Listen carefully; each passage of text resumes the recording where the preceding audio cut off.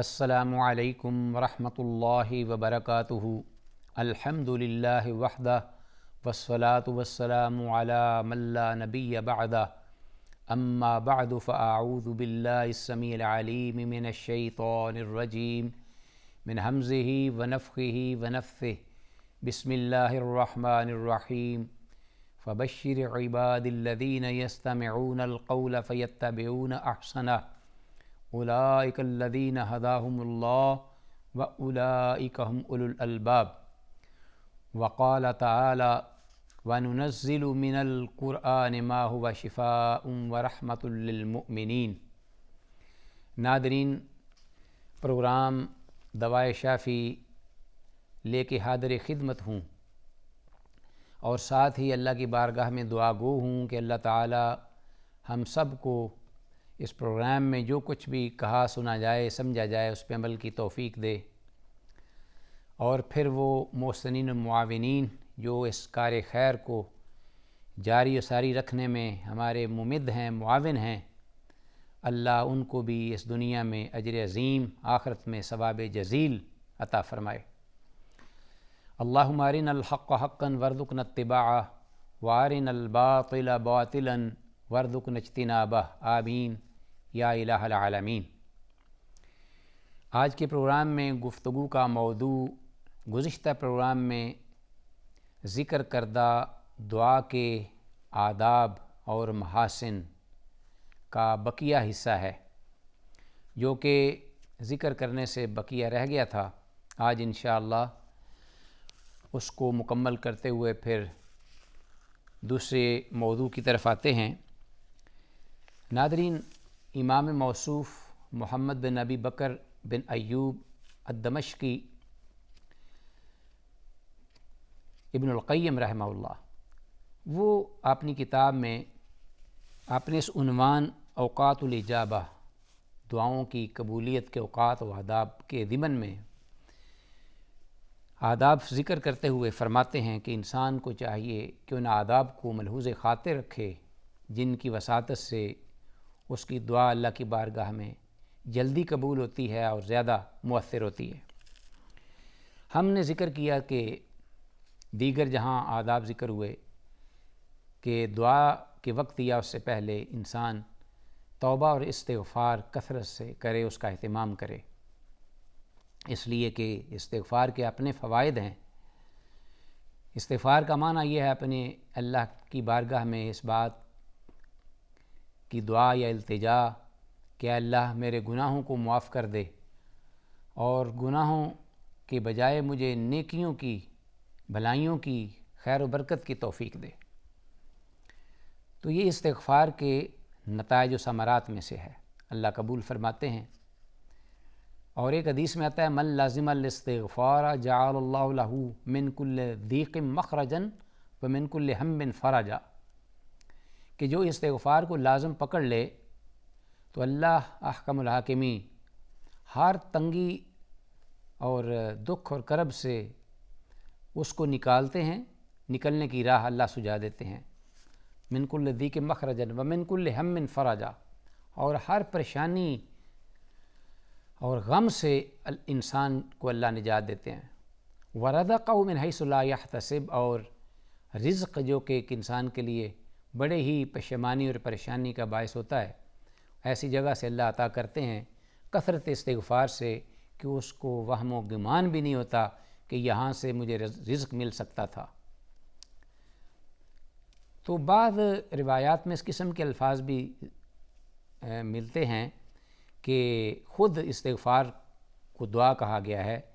کہ افضل الذکر لا الہ الا اللہ، کہ سب سے بہتر ذکر جو ہے وہ اللہ کی وحدانیت کا اعتراف ہے، لا الہ الا اللہ کہنا۔ وافضل الدعاء الاستغفار، اور افضل ترین دعا اللہ کی بارگاہ میں التجا استغفار ہے۔ اور استغفار کے کم از کم جو الفاظ ہیں وہ استغفر اللہ، استغفر اللہ، اور پھر یا اس کے علاوہ اور بھی مزید استغفار اور توبہ کے الفاظ، استغفر اللہ الذی لا الہ الا ھو الحی القیوم واتوب الیہ، یا اس کے ساتھ اس سے بھی بڑھ کر اگر انسان سید الاستغفار جو ہے وہ یاد کر لے، اور وہ خود بھی ایک استغفار بھی ہے بہت بڑا، اور دعا بھی ہے، تو یہ نور علی نور ہے اللہ کے فضل و کرم سے۔ تو دعا سے پہلے توبہ اور استغفار یہ ایک بہتر ذریعہ ہے اس کی قبولیت کا۔ آگے علامہ موصوف رحمہ اللہ نے ذکر کیا ہے ثم دخل علی اللہ وآلح علیہ بالمسئلہ، پھر اللہ کی بارگاہ میں حاضر ہو استغفار کرتے ہوئے اور دعا کرے، پکارے، جو بھی حاجت ہے وہ اس کو اپنی رب کی بارگاہ میں رکھے، مسلسل دعا کرے۔ جیسا کہ ہم نے پہلے ذکر کیا ہے کہ انسان مایوس نہ ہو اپنے رب سے دعا کرنے میں اور تھکے نہیں۔ تم دعا کرتے کرتے تھک جاتے ہو، لیکن اللہ عطا کرنے میں تھکتا نہیں ہے۔ تو یہ نہ کہے کہ دعوت ربی، میں نے اپنے رب کو پکارا بلایا، فلم یستجب لی، تو میری دعا کو قبول نہیں کیا گیا۔ اور اسی طرح رسول اللہ صلی اللہ علیہ وسلم نے فرمایا کہ یستجاب لأحدکم ما لم یعجل او یستعجل، او کما قال علی افضل الصلاۃ والتسلیم۔ ہم نے پہلے پڑھا ہے کہ جب تک انسان جلد بازی سے کام نہ لے دعا میں، تو اس وقت تک انسان کی دعا جو ہے وہ اللہ تعالیٰ قبول کرتے ہیں، گویا کہ اس دعا میں تسلسل ہو اور دوام ہو۔ انبیاء رسول علیہ السلام اللہ کی بارگاہ میں گریہ زاری کرتے تھے تو ناظرین سال ہا سال کئی برس گزر جاتے، لیکن وہ اپنے رب کا دروازہ نہ چھوڑتے، نہ وہ نا امید ہوتے، نہ وہ پیچھے ہٹتے۔ کئی ایک مثالیں ہیں، دیکھیے حضرت آدم علیہ السلام، ان سے ایک غلطی ہو گئی تو اس غلطی کے ازالے کے لیے وہ اتنا روئے، اتنی گریہ زاری کی، اور اتنا عرصہ تک جب اللہ نے ان کو جنت سے نکال دیا اور زمین پہ اتار دیا۔ بہرحال اس مدت کا تعین تو کہیں معتبر روایات میں مذکور نہیں، لیکن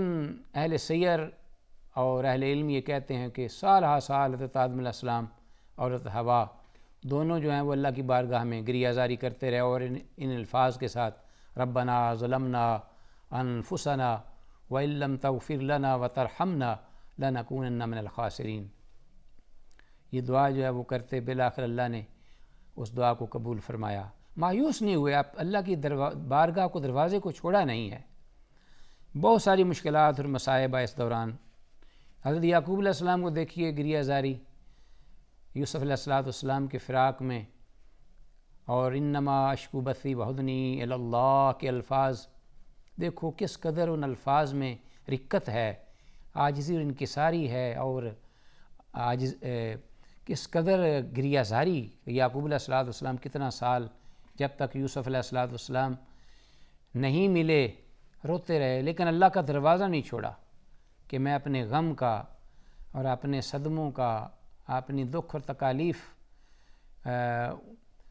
اپنے رب کی بارگاہ میں رکھتا ہوں، اور ان کے ازالے کا میں اپنے اللہ سے سوال کرتا ہوں۔ تو بالآخر اللہ رب العالمین نے اس دعا کو قبول و منظور فرمایا۔ حضرت ایوب علیہ السلام کی بیماری دیکھیے، اور وہ کتنا عرصہ تک صبر و استقامت کا پہاڑ بنے رہے۔ اپنے آزمائش پر آزمائش آ رہی ہے، تکلیف پر تکلیف ہے، ساری نعمتیں چھن چکی ہیں، لیکن دروازہ نہیں چھوڑا اپنے پروردگار کا۔ رب انی مسنی الضر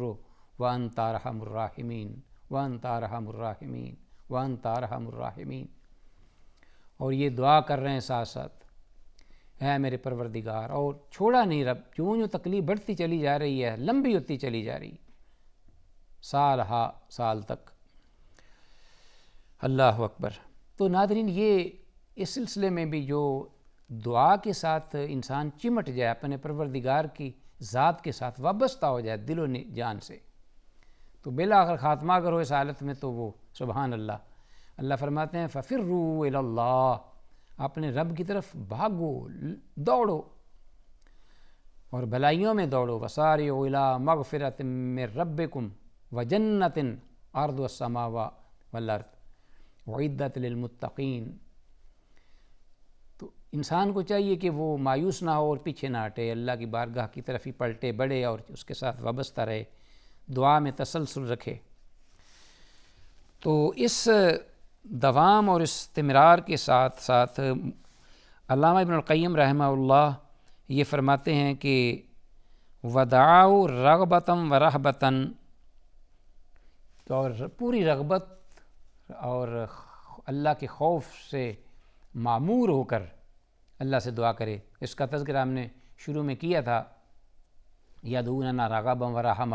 رہبا، کہ وہ ہمیں پکارتے ہیں، ایسی ہستیاں اللہ نے ان کی صفت بیان کی ہے، ادعوا ربکم تضرعا۔ تو اس کو بھی وہ شامل حال رکھے، خوف بھی اللہ کا ہو اور اللہ کی ذات سے مایوسی بھی نہ ہو۔ پھر فرمایا وتوسل الیہ باسمائہ و صفاتہ، اللہ اکبر، وتوحیدہ، کہ اللہ احکم الحاکمین کی بارگاہ میں التجا کرتے وقت اللہ تعالیٰ کی ذات، اللہ رب العالمین کے اسماء الحسنی، اللہ احکم الحاکمین کی صفات جس میں کوئی اور شریک نہیں، نہ ہی ان صفات جیسی مخلوق میں کسی کی کوئی صفت ہے، وَلَهُ الْمَثَلُ الْأَعْلَىٰ، اللہ رب العالمین نے فرمایا کہ اس کی مثال بلند ہے۔ تو ان صفات کے ساتھ اور خاص طور پر ان صفات میں سب سے جو ٹاپ آف دی لسٹ ہے وہ ہے اللہ کی وحدانیت، اللہ کی توحید کی صفت کہ اللہ واحد ہے، جس پر ایک سورہ توحید مکمل اللہ نے اتاری، قل هو اللہ احد اللہ الصمد لم یلد ولم یولد ولم یکن لہ کفوا احد، اور محض اس کی تلاوت جو ہے وہ اس کا اتنا اجر و ثواب بڑھا دیا دوسرے قرآن حکیم کے الفاظ کی نسبت، کہ فرمایا کہ انہا تعدل ثلث القرآن، کہ ایک اکیلی پوری سورہ جو فاتحہ سورہ توحید ہے یا سورہ الاخلاص، ایک پورے تہائی قرآن کے 1/3 قرآن کے برابر ہے، یعنی 10 پارے جو ہیں وہ انسان پڑھتا ہے ثواب اور اجر میں، اگر انسان صرف سورہ اخلاص پڑھ لے تو گویا اس نے قرآن کا ایک تہائی حصہ پڑھ لیا۔ تو اللہ کی توحید اور اللہ کی صفات اور اسماء کے توسط سے، وسیلے سے دعا کرنا، یہ مشروع بھی ہے، یہ مطلوب بھی ہے، اور اس کا بڑا اثر بھی ہے، خیر و برکت کا بھی ذریعہ اور باعث ہے۔ تو اس سلسلے میں قرآن مجید میں جگہ جگہ انبیاء اور رسول کی دعائیں جو ہیں وہ موجود ہیں، منقول ہیں۔ اسی طرح سے قرآن مجید میں اللہ رب العالمین نے ذکر فرمایا وَلِلَّهِ الْأَسْمَاءُ الْحُسْنَى، کہ اللہ کے لیے اسماء حسنہ ہیں، فَادْعُوهُ بِهَا، ان اسماء حسنہ کے ساتھ اللہ کو پکارو، اللہ سے مانگو، اللہ سے طلب کرو۔ وَذَرُوا الَّذِينَ يُلْحِدُونَ فِي أَسْمَائِهِ سَيُجْزَوْنَ مَا كَانُوا يَعْمَلُونَ، اور ان لوگوں کو چھوڑ دو جو اللہ کے اسماء کے بارے میں کمی بیشی کرتے ہیں، الحاد کرتے ہیں، برتتے ہیں، وہ عنقریب جو عمل کرتے ہیں اللہ ان کو اجر دے گا، وہ بدلہ لے لیں گے۔ تو اللہ کے اسماء، ان کے ساتھ پکارنا، ایک جگہ اللہ نے فرمایا کہ قُلِ ادعوا اللَّهَ أَوِ ادعوا الرَّحْمَٰنَ، کہہ دو اے میرے پیغمبر صلی اللہ علیہ وسلم کہ دعا کرو، پکارو رحمان کو یا اللہ کو پکارو، قُلِ ادعوا اللَّهَ أَوِ ادعوا الرَّحْمَٰنَ أَيًّمَّا تَدْعُوا، جس بھی نام سے پکارو گے، فَلَهُ الْأَسْمَاءُ الْحُسْنَى، قُلِ ادعوا اللَّهَ أَوِ ادعوا الرَّحْمَٰنَ أَيًّمَّا تَدْعُوا فَلَهُ الْأَسْمَاءُ الْحُسْنَى، اس کے بڑے ہی اچھے اور مبارک اور بابرکت نام ہیں۔ تو ان ناموں کے ساتھ انسان کو چاہیے کہ وہ پکارے۔ اسی طرح ناظرین، علامہ موصوف رحمہ اللہ نے یہاں فرمایا ہے کہ وَقَدَّمَ بَيْنَ يَدَيْ دُعَائِهِ صَدَقَةً، ایک دعا کے آداب میں سے بڑی اہم بات، جو کہ ایک بڑا ہی عمل اللہ کی بارگاہ میں مقبول بھی ہے اور پیارا بھی ہے، وہ ہے کہ انسان کچھ صدقہ و خیرات کرے دعا سے قبل، اور اس میں سر فہرست صدقہ ہے مال کا صدقہ، جسم و جان کا صدقہ۔ باقی ویسے ہر نیکی کو صدقہ کہا گیا ہے۔ اگر انسان کے پاس اور کچھ بھی نہ ہو دینے کو تو کوئی بھی نیکی بلائی کا کام جو کہ اس کے بس میں ہے یا وہ کر سکتا ہے وہ کر لے۔ کل معروف صدقہ، کہ ہر نیکی کو اللہ نے صدقہ کہا ہے۔ تو اس اعتبار سے صدقہ جو ہے وہ یا خیرات بلائی کا کام نیکی کا، وہ بھی دعا کی قبولیت میں ایک مؤثر ہتھیار ہے۔ اور اس سلسلے میں جیسا کہ ہم نے ذکر کیا ہے پہلے کہ وضو کر کے 2 رکعت ہی پڑھ لے تو وہ ایک بہت بڑی نیکی ہے اللہ کی بارگاہ میں، بلائی کا کام ہے تو اس کے بعد وہ دعا کر لے۔ کسی مسکین کو، یتیم کو، غریب کو، محتاج کو، بیوہ کو، بیمار کو کچھ دے دے اپنے مال سے صدقہ کرتے ہوئے، تو پھر اس کے بعد اپنے اللہ سے بھی اپنی جو تمنا ہے وہ پوری کرنے کے لیے دعا کر لے، اللہ رب العالمین سے مانگ لے، رب العالمین اس کی اس دعا کو قبول فرمائیں گے۔ فَإِنَّ هَذَا الدُّعَاءَ لَا يَكَادُ يُرَدُّ أَبَدًا، کہ یہ دعا جو ہے جس سے پہلے صدقہ دیا جاتا ہے، امام موصول رحمہ اللہ نے خاص طور پر ذکر کیا ہے کہ یہ دعا قبول ہو جاتی ہے، اللہ اس کو رد نہیں فرماتے۔ جیسا فرمایا نا کہ پہلے ہم نے ذکر کیا گزشتہ پروگرام میں کہ لا یرد الدعاء بین الاذان والاقامہ، کہ اذان اور اقامت کے درمیان دعا ہمیشہ قبول ہوتی ہے، رد نہیں کی جاتی۔ تو بعد ایسی نصوص ہیں جس میں باقاعدہ یہ الفاظ جزم کے ساتھ استعمال ہوئے ہیں کہ دعا لازماً قبول ہوگی، رد نہیں ہوگی۔ تو صدقہ سے پہلے ولا سیما ان صادف الادعیہ التی اخبر النبی صلی اللہ علیہ وسلم انہا مظنۃ الاجابہ او انہا متضمنۃ للاسم الاعظم۔ آگے علامہ موصوف فرماتے ہیں خاص طور پر اس کے ساتھ اس بات کا بھی اہتمام کرے کہ دعا جو ہو وہ ان الفاظ میں ہو خاص طور پر جو رسول اللہ صلی اللہ علیہ وسلم نے ذکر کیے ہیں اپنی زبان اقدس سے، وہ دعا مسنون یا معصور، اس کا دوسری دعا کی نسبت جو کہ انسان اپنے الفاظ میں کرتا ہے زیادہ مؤثر ہے، کیونکہ رسول اللہ صلی اللہ علیہ وسلم نے جو الفاظ کا انتخاب فرمایا وہ اللہ کی منشا اور مرضی سے فرمایا ہے، تو پیغمبری کی ادا الفاظ جو ہیں وہ زیادہ مؤثر ہوتے ہیں اللہ کی بارگاہ میں ادائیگی کے اعتبار سے۔ اگر یہ دعا اور اس کے علاوہ اپنے الفاظ میں بھی دعا کر سکتا ہے۔ تو بہرحال بقیہ انشاءاللہ دعا کے آداب میں سے کچھ باتیں جو ہوں گی آئندہ پروگرام میں ہم کوشش گزار کریں گے۔ تو ناظرین سے دعا ہے کہ جو کچھ ہم نے کہا سنا ہے اللہ ہمارا یہ عمل قبول و منظور فرمائے اور ہماری دعاؤں کو شرف قبولیت سے نوازے۔ السلام علیکم ورحمۃ اللہ وبرکاتہ۔